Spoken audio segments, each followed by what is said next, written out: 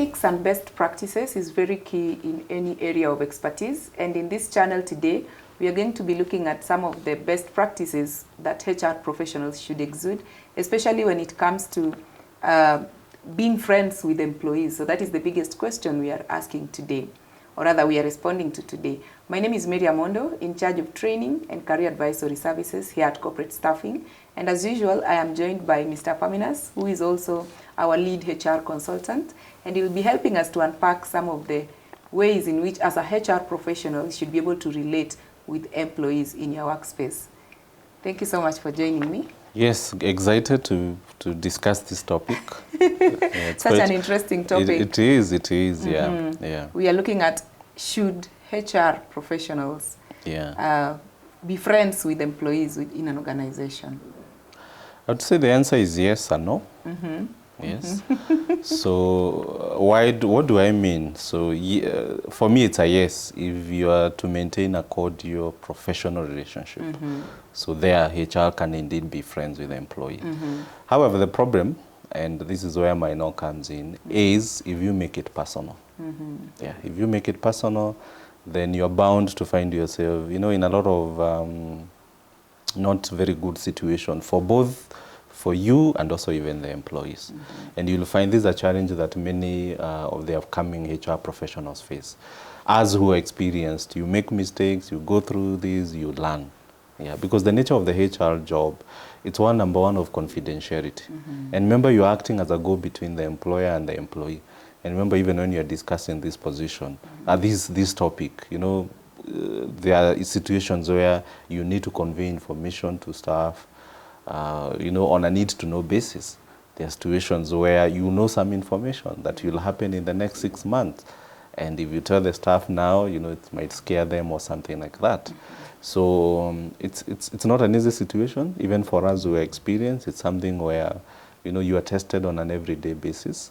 Yeah, but for me, I would say, as long as you're able to maintain professionalism, don't make it personal, then HR can be cordial, can be friends with the employees.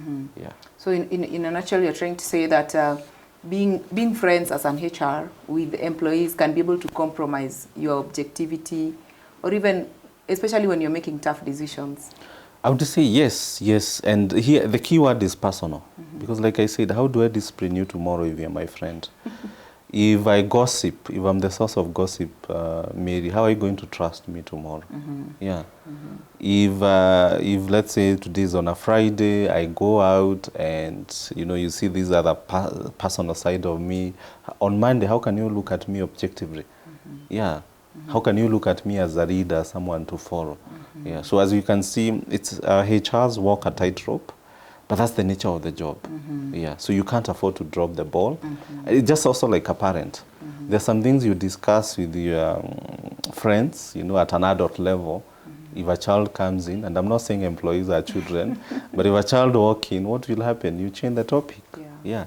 There's also conversation that you'll have with your parent that you probably may not even have with a friend.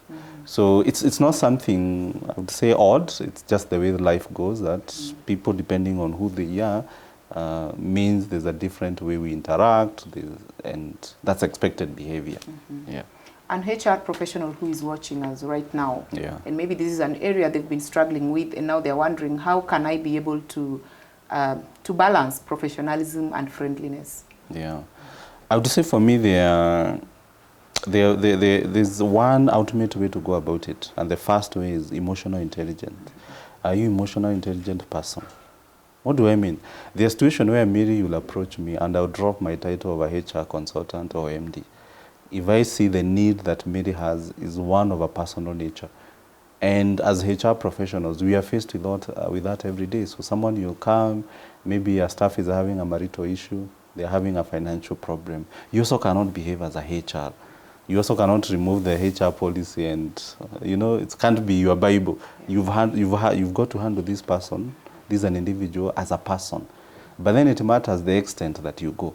For example, let's say a lady comes, you're also a lady, and she's going through a marital problem, and you start telling her, I've always told you how useless these young men are nowadays. How are you helping that person? But you can come as a HR using emotional intelligence. This person tells you, my marriage is not working. And you tell her, why don't you take the next 1 week off? And as a company, we'll give you 2 days free, and then 5 days, take it from your leave days. So you've not gotten personal, but you've also helped this person. Yeah, so emotional intelligence is the key skill that a staff, a HR professional needs to have. Yeah. Great. Thank you so much for sharing with us. Karibu This sana. is a very key area for everyone in this space to be familiar with. Yes. So that, because I know HR is the link between the employer and the employees. Sure. Great. Yeah. As you have heard, as an HR professional, it is important to always stay up to date with your skill set. And by getting to attend some events, conferences, functions, or even signing up for professional courses in this area helps you to know, to advance on some of the best practices that you need to keep yourself updated with as far as engaging with your employees are concerned.